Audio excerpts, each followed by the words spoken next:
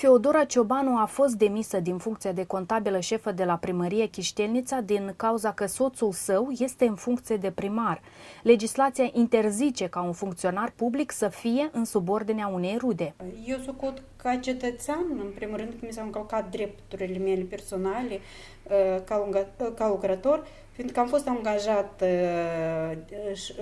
la primărie din 2005, soțul nu era în funcție electivă, dumnealui din 2011, iar cel puțin trebuie să fie stipulat în lege un punct unde mi se permite să fiu cel puțin suspendată ca să pot reveni la funcție. Multe din aceste situații sunt generate de faptul că în comunitățile rurale sunt foarte puțini specialiști și primarii sunt nevoiți să angajeze sau să lucreze cu rudele și membrii familiei.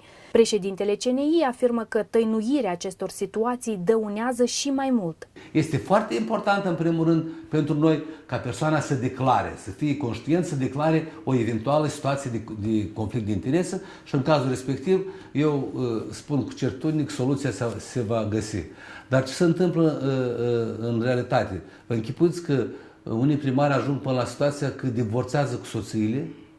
Avem cazuri de genul ăsta când au divorțat cu soțiile pentru a evita conflictul de interese, vă dați seama. Deci cred că nu este o situație normală ca să distrugem celulele societății, adică familiei, prin faptul că doar să evite o situație de conflict de interese.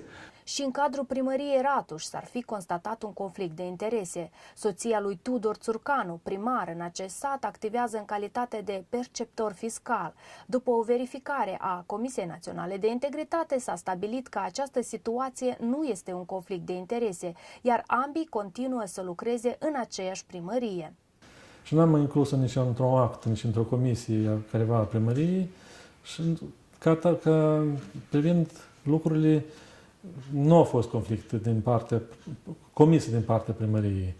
Și perceptorul fiscal îndeplinește lucrul inspectoratul fiscal în teritorie.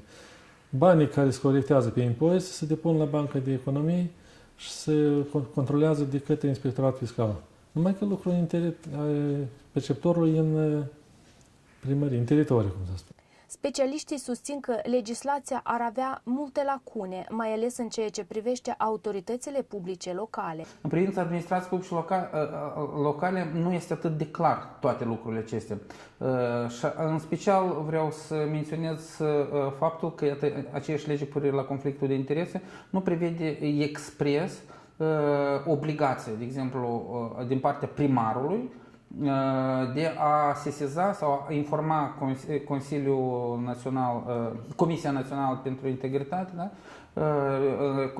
Referitor la o stare de incompatibilitate. Și de ce? Pentru că legea prevede, nu menționează expres primarul în această categorie. Ea menționează într-un mod așa general conducătorii organizațiilor publice. În anul 2014, CNI a instrumentat 20 de cazuri de conflict de interese ale primarilor, iar actele de constatare au fost transmise Centrului Național Anticorupție pentru aplicarea sancțiunilor. Amenda pentru nedeclararea conflictului de interese constituie de la 2.000 până la 6.000 de lei.